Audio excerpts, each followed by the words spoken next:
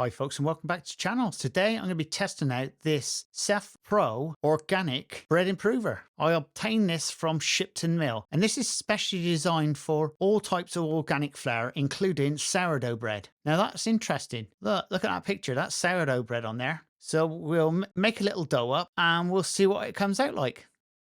And if you want to follow along with this recipe, I will put a home baker's recipe underneath the video in the description. In the bucket, I've got 12 pounds of white flour, 8 ounces of white shortening, 3.5 ounces of salt, 3.5 ounces of organic bread improver, and 2 ounces of caster sugar, 10 ounces of fresh yeast. Put all our dry ingredients into the mixing bowl. Just take a temperature of the flour, which is 22.5 Celsius. Into the bowl goes 3 quarts of cold water. Now this is the temperature of the water I'm using, and that's 18 Celsius. And then I'm going to start mixing the dough. Now I'll start off on first speed for 1 minute, and then I'm going to knock it up onto top speed for 5 minutes.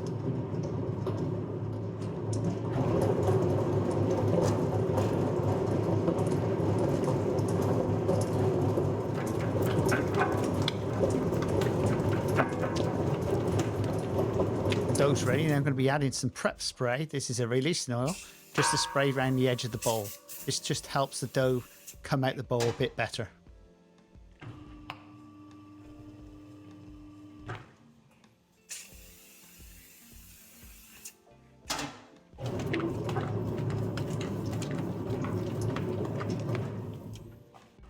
Now the dough's ready, I'm going to check the temperature of the dough.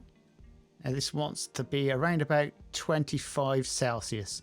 Well, that's actually 27, call it 27.5 really, or 28, whichever the case may be. That's a little bit high really, but it's obviously a really warm day.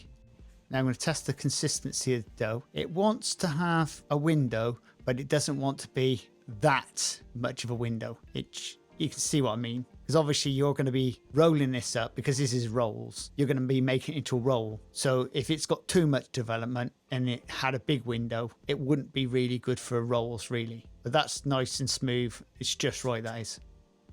Just dust down the table with some flour and I'll get the dough out and stick it straight on the table.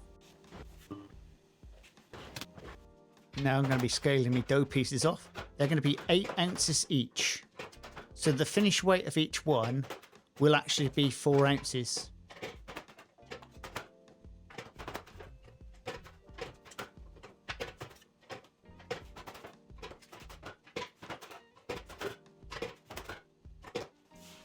I'm now going to start by rolling out the dough pieces, and all we need to be doing is just cutting them in half, and you do the same with all of them.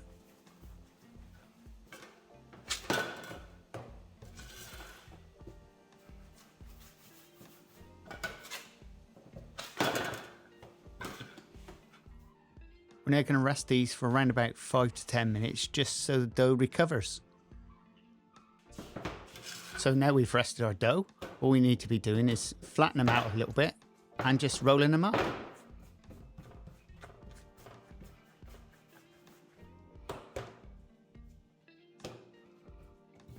Roll them out with a rolling pin, nice and flat. Grab hold of them and roll them up.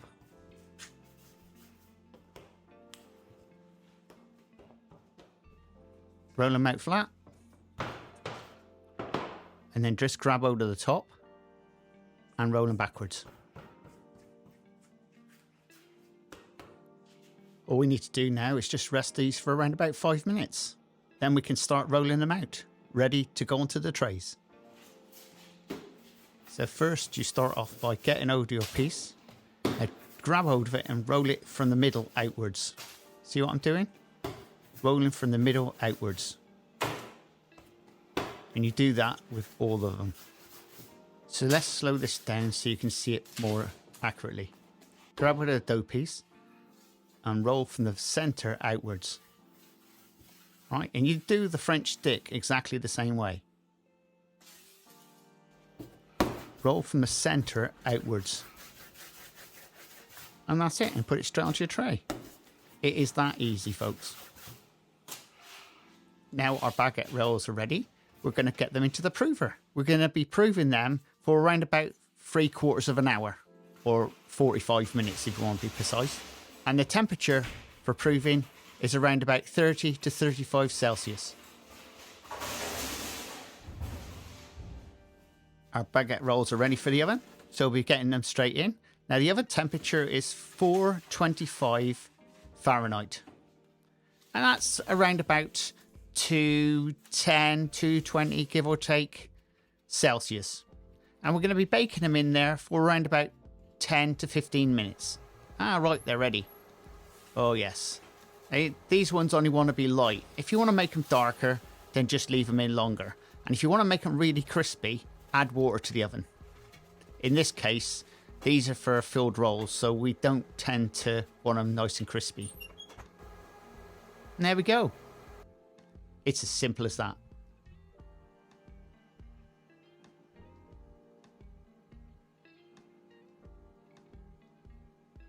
So this is our baguette roll. I made it work. Now, as you can see, it's actually a really nicely baked one. So let's have a look and see what it looks like inside.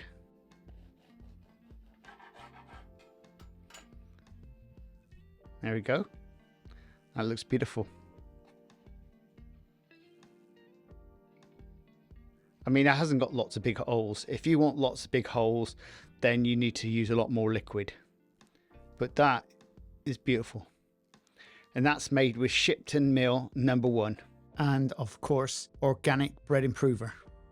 So this is my review of the organic bread improver. It is pretty much a really good product. I've used it continuously now for around about a week or two. Gotta say, it is actually rather good. There is a bit of a downside to it. It is what I call quite quick. And that is basically to do with lots of things that are actually in the product, I guess. One main ingredient is that vitamin C, which does make things fly. Now, however, general bread improvers are additives used in the bakery industry to enhance the qualities and the textures and shelf life. So in this instance, I'm going to say it has improved the bread quite well, and also it's helped with handling the dough. Has it increased the volume of the product? A little bit. Crumb is a little bit finer and it may have extended the freshness, but typically, to me, it's normal as bread improvers go. And with this product, the same as anything else, it has the emulsifiers in it, the oxidizing agents,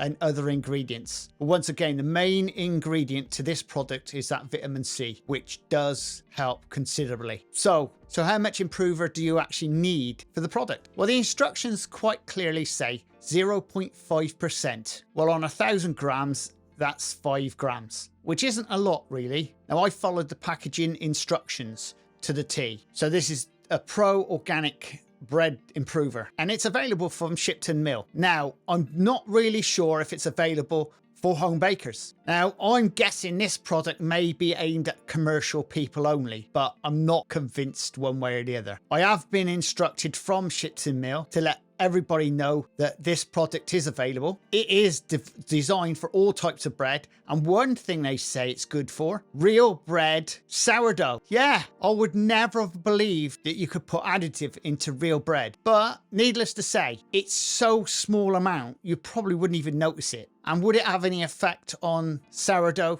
I got me doubts on that. I've tried many of experiment on sourdough. I've added improvers, vitamin C, you name it, into sourdough bread, and to be honest, I've not really seen any difference. Whether it actually helps inside the loaf to promoting that extra bit of volume, finer crumb, better structure, freshness, who knows? Because sourdough is a beast of its own. And if you like this type of content, please subscribe and please share. And don't forget, I have actually put a home baker's recipe under the video. So if you want to follow along with this recipe, go for it. And I've scaled the recipe down so you can actually make 7 or 8 of these small baguette rolls. And we'll see you again very shortly on the Crazy Baker channel. Laters!